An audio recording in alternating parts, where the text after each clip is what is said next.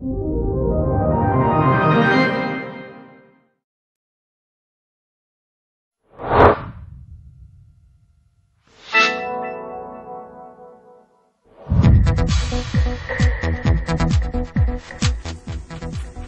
you? Which one? You start. Oh, right, okay. Hello there, I'm David. And I'm James, and together we are Swayzak. And we're here to talk about Ableton Live. Yeah.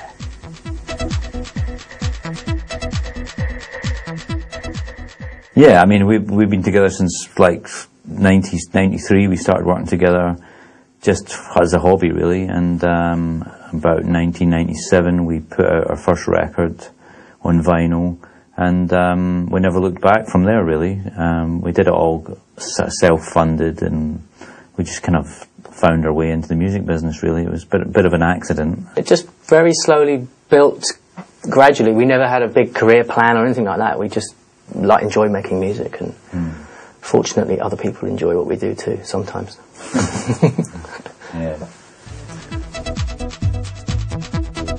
I mean, live is incredibly powerful for me as a sound design tool. I only use practically exclusively the inbuilt plugins. So I'll fire up live, put in 3 or 4 loops that I've had, maybe something I made 5 years ago, it doesn't matter, and I'll spend half a day just messing with them, re-recording, resampling, editing. I think most of our tracks now are done, you know, completely within live.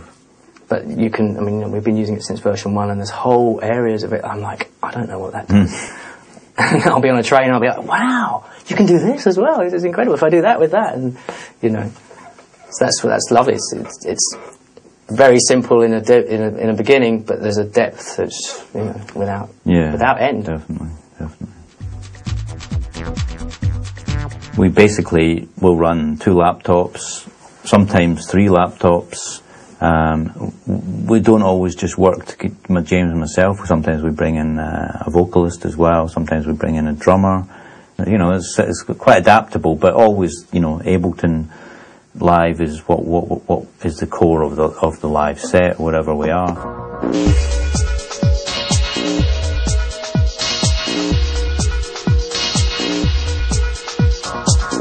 I don't think we've ever rehearsed. We improvise and perform without knowing what the other one's going to do, and that for us is what keeps it live and fresh and interesting, you know. We've always done that where we've played. We've always been kind of chaotic every way we've played live, and controlled chaos, I suppose. Yeah, it's kind of our little punk attitude to things. Yeah. Yeah. The Swayzak sound pack came about because we found a live set that we'd used in 2003, and normally my live sets, I never keep them, I never archive them. They're always continually evolving and changing, because you get bored and you write new stuff. So it was quite nice to find this sort of frozen moment of our evolution of live sets. And plus it's got loads of tracks on there which people will hopefully know and enjoy. So we've kind of taken that and slightly modernised it a bit, added a few new sounds, used the operator synth, which we didn't have way back in 2003, and the drum packs as well, which we didn't have way back then. We have one bank of drum kicks mainly, one bank of loops. Like drum loops? Drum loops. Breaks. Yeah. Bass lines, pads for a bit of ambience.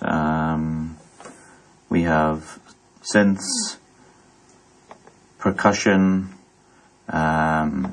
random sounds. Unclassifiable. Unclassifiable, yeah. And noisy sort of, I don't know, texture stuff beeps in it. And yeah. Some voices, spoken words, some vocal parts, some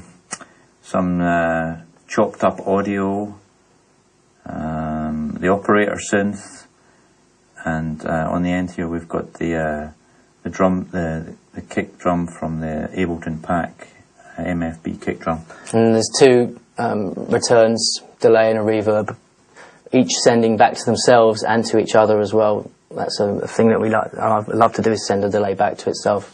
And then usually on the master, if we click on the master there, we put a few effects over the entire mix, compression, EQ, just to kind of balance things to the sound of the room wherever you happen to be playing. And you'll notice that we don't have all the tracks listed one by one in a sort of terms of a set list.